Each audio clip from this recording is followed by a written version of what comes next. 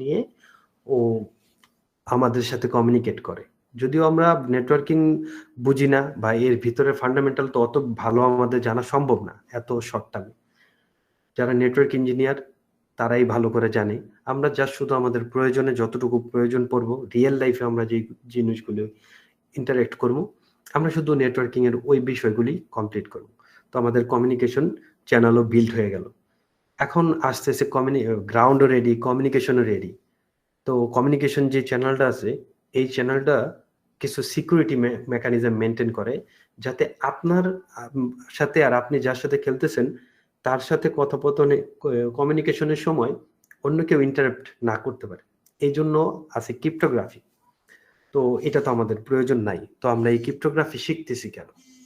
Cryptography শেখার কারণ হইল, বাগ বাউন্টি হান্টিং এ একটা কথা আছে, আপনি সাকসেস তখনই হইতে পারবেন যখন আপনি ভালো বাগ পারবেন বা ভালো আপনার সবকিছুর বোঝার ক্ষমতা আছে, প্রত্যেকটা টেকনোলজি আপনি ভালো বুঝতেছেন, তখন আপনি বাগ বাউন্টি হান্টিং এ সাকসেস হইতে পারবেন না।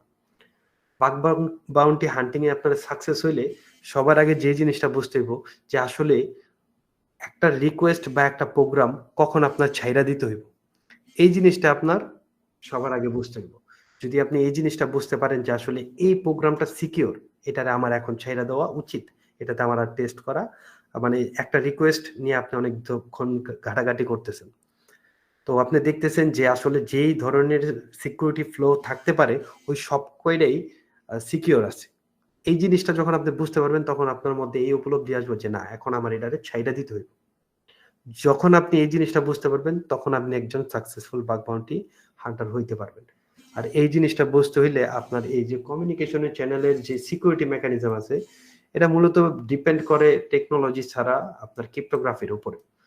তো এই ক্রিপ্টোগ্রাফিটা এই জন্য আমরা একটু দেখে নিই। যখন আমাদের গ্রাউন্ড আর কমিউনিকেশন রেডি, তখন আমার দরকার যে যার সাথে খেলবো ওই প্লেয়ার সম্বন্ধে আমাদের ধারণা থাকা দরকার। তো আমরা মূলত কাজ করব ওয়েব নিয়ে। আমরা সর্বপ্রথমে ওয়েব অ্যাপ্লিকেশন সম্বন্ধে একটু ডিপলি জাইনা নিব। যখন আমরা ওয়েব অ্যাপ্লিকেশনে ডিপলি জাইনা নিব, ও তো আমার প্রতিপক্ষ। আমার এই প্রতিপক্ষ পরবর্তীতে আমার হ্যান্ডেল করবো কিভাবে, এই মানে ওর হ্যান্ডেল করার সিস্টেমটা কি, এই জিনিসটা আমাদের জানা দরকার। কারণ ও আমারে কিভাবে আটকাইতে চাইবো বা আমারে কিভাবে পরিচিত করে রাখবো, ওই জিনিসগুলি তো আমার প্রতিপক্ষের সম্বন্ধে যদি আমার জানা থাকে তাইলে আমার জন্য খেলাটা ইজি হয়ে যাবে।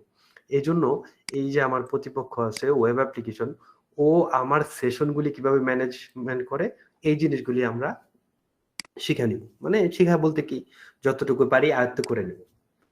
এখন যখন আমি আমার প্রতিপক্ষেরও জানি এবং ওই প্রতিপক্ষ আমাকে কেমনে ট্রেস করে, কিভাবে ট্রেস করে, এই জিনিসগুলি আমার জানা হয়ে গেছে, তখন আমি ওর সম্বন্ধে আরেকটু ডিপলি জানার জন্য ওর ইন্টারনাল কিছু টার্ম এন্ড কন্ডিশন জানা নিব। যেমন ও ইনকোডিং করে কিভাবে, ও সিরিয়ালাইজ করে কিভাবে, ওর যে ডাটাগুলি এক জায়গা থেকে আরেক জায়গায় নিয়ে যায়, ওর রিকোয়েস্টে হোক বা আমার প্রয়োজনে রিকোয়েস্টে হোক, XML ফরম্যাট, JSON ফরম্যাট এবং YML ফরম্যাট সম্বন্ধে আমরা একটু জানা নিব। তো আমরা আমাদের প্রতিপক্ষকে ওইটাও জানলাম, ও আমার কিভাবে ট্র্যাক করে ওইটাও জানলাম, ও আমার রেসপন্সের জন্য কি কি জিনিস ইউজ করে আমরা ওইটাও জানলাম। এখন আমার দরকার কি, ওরে যে ব্যাকআপ দেয়, পাওয়ার দেয়, এরকম কিছু সার্ভিস আছে, এনার্জি বুস্টার। ওই এনার্জি বুস্টার গুলি সম্বন্ধে আমরা জানি, যেগুলিতে আমরা বলে দিচ্ছি যে আসলে ওয়েব সার্ভিস। সব সার্ভিস তো ওয়েব অ্যাপ্লিকেশন সম্পূর্ণভাবে নিজে নিজে দিতে পারে না, ওর কিছু সাপোর্টের প্রয়োজন পড়ে, থার্ড পার্টি কিছু সাপোর্টের প্রয়োজন পড়ে, বা ওর ভিতরে কিছু মাইক্রো সাপোর্ট থাকে বা মাইক্রো ফাংশন থাকে, ওইগুলির সাপোর্ট লাগে। হ্যাঁ, তো ওই সার্ভিসগুলি সম্বন্ধে আমরা জানি। এখন যখন আমরা এই সার্ভিস সম্বন্ধে জানতেছি, কমিউনিকেশন চ্যানেল সম্বন্ধে জানতেছি, ম্যানেজমেন্ট সম্বন্ধে জানতেছি এবং ওয়েব অ্যাপ্লিকেশন সম্বন্ধে জানতেছি, তখন একটা জিনিস আমাদের একটু বাধা দিতে পারে, ওইটা হলো এই যে এই সার্ভিসগুলি আছে ওদের মধ্যে যে কমিউনিকেশন হবে, এই কমিউনিকেশনের মধ্যেও আমরা ফ্লো খুঁজবো। ওই ফ্লোগুলির সিকিউরিটি করার জন্য ওরা কিছু মেকানিজম রাখে, যে মেকানিজমগুলি হলো সেম অরিজিন পলিসি এবং ক্রস। এই দুইটা জিনিস আমরা একটু দেখে নিই। এই দুইটা জিনিসের দেখার পর আমাদের ওদের সাথে মোটামুটি আমার ওপিনিয়ন সম্বন্ধে, আমার অপোজিট যারা আছে তাদের সম্বন্ধে আমাদের মোটামুটি একটা ভালো আন্ডারস্ট্যান্ডিং চলে আসবে। যখন আমার ওর প্রতি, মানে আমার বিপক্ষ দলের প্লেয়ারের সম্বন্ধে আমার একটা আলোচনা চলে আসতেছে। এর পরেই আমরা একটু গিট নিয়ে দেখব। কারণ গিট নিয়ে কেন দেখব? আমাদের প্রতিপক্ষের অনেক ধরনের ইনফরমেশন এই গিটের মধ্যে লিক হয়। যেটা GitHub। আমরা একটু অন্যরকম ভাবেই দেখবো। আমরা যেই জিনিসগুলি রিয়েল লাইফে কাজে লাগাইতে পারবো, ওই জিনিসগুলিই দেখবো। আমরা এক্সট্রা জিনিস দেখবো না। কারণ একটা বইয়ের মধ্যে হাজার আইটেমের জিনিস এড করা থাকে।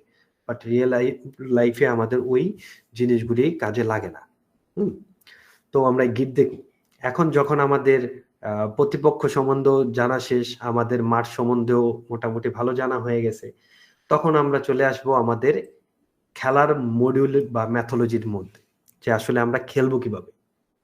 আমরা সর্বপ্রথম আমাদের খেলোয়াড়ের মানে যে খেলাটা হবে, ওই খেলাতে আমরা আমাদের ম্যাথোলজি দেখে নিব, যে আসলে আমরা রেডি, এখন আমরা দেখি এই ম্যাথোলজিতে আমরা কতটুকু কি আগাইতে পারি।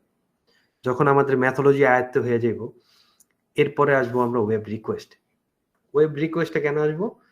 আমাদের যতগুলি আমরা বাগ খুঁজবো বা যা কিছুই করব, ওর সাথে ইন্টারেক্ট করবো, আমরা ওয়েবের রিকোয়েস্টের সাথে করবো। কারণ রিকোয়েস্ট যদি না যায়, আপনার সামনে যে পেজটা আসে এটা মূলত স্ট্যাটিক। এটাতে আপনার করার মতো কিছুই থাকে না। আপনি মূলত, সবাই বলে যে ওয়েবসাইটে বাগ খোঁজে, আসলে ওয়েবসাইটে বাগ খোঁজে না, ওয়েব অ্যাপ্লিকেশনে বাগ খোঁজে। এখন ওয়েবসাইট আর ওয়েব অ্যাপ্লিকেশনের মধ্যে তফাৎ আছে, যেটা শুধুমাত্র আপনি দেখতে পারবেন, কোনো কিছু করতে পারবেন না, আপনার ইন্টারেকশনে পরিবর্তন হবে না, ওইটারে বলা হয় ওয়েবসাইট। বাট এমন কোনো সাইট যেখানে আপনি ইনপুট দিতে পারতেছেন এবং আপনার রিকোয়ারমেন্ট অনুযায়ী আপনি ওরে কোনো ইন্টারেক্ট করলে ও ওইটার সাথে রেসপন্স করতেছে, ওইটারে বলা হয় ওয়েব অ্যাপ্লিকেশন। ওয়েব সাইট মূলত সবার জন্য একই ধরনের থাকে, ওইটা আপনি যা দেখবেন আরেকজন তাই দেখবে। কিন্তু ওয়েব অ্যাপ্লিকেশন মূলত আপনার জন্য আলাদা, প্রত্যেকটা ইউজারের জন্য আলাদা থাকে। আর আমাদের টার্গেট হলো ওয়েব অ্যাপ্লিকেশন।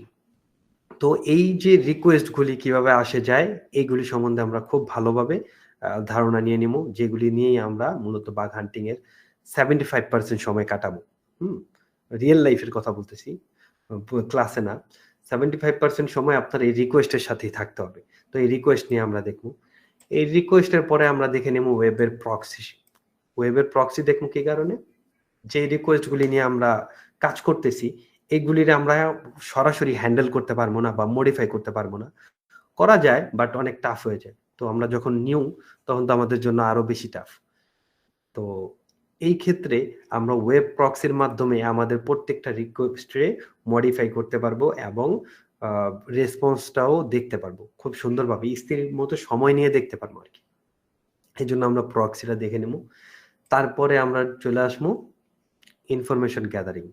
ইনফরমেশন গ্যাদারিং যখন আমাদের শেষ হয়ে যাব, আমাদের হাতে মোটামুটি আমরা রেডি, আমাদের সব ওয়েপেন রেডি যে আমাদের যুদ্ধে যাওয়ার জন্য। এরপরে শুরু হইলো আমার যুদ্ধের যে উইক পয়েন্টগুলি আছে, উইক পয়েন্টগুলি শেখা। এইটার কোনো লিমিট নাই যে আসলে আমরা এটাতে কয়টা কবে নাগাদ শেষ করে দেব।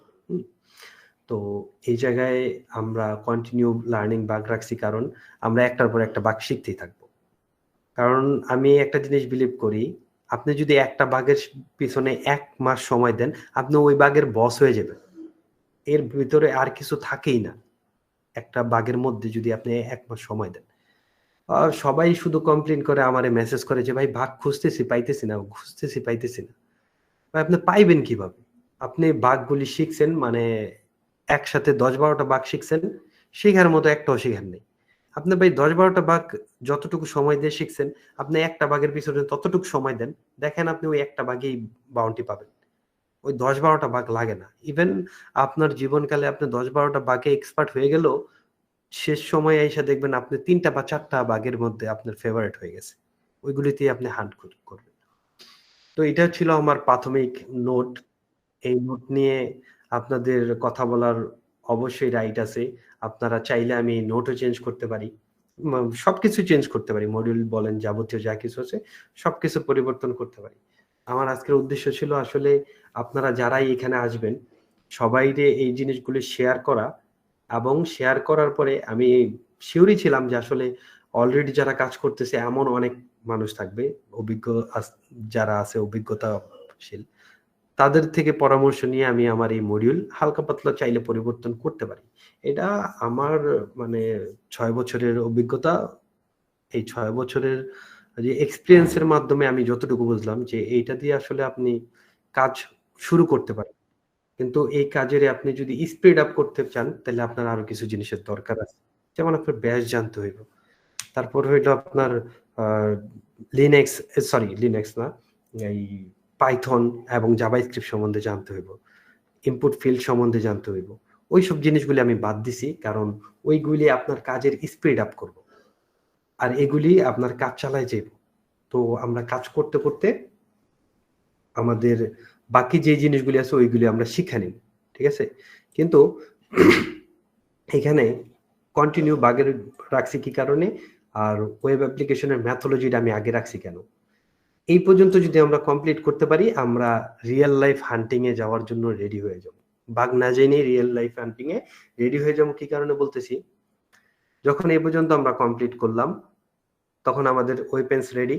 এখন আমরা যখন একটা বাগ শিখবো, এই একটা বাগ তো আমরা অবশ্যই ল্যাবে সলভ করব, পোরসেগার ল্যাবগুলি সলভ করব এবং সাথে, সাথে আমি যাতে রিয়াল লাইফে একটা বাগ নিয়া মানে ওই বাগটা নিয়ে একটা প্রোগ্রাম সিলেক্ট করে হান্ট করতে পারি, ওই জন্য আমি এই মডিউলগুলি আগে রাখছি। অনেকেই এগুলি আগে পরে রাখে।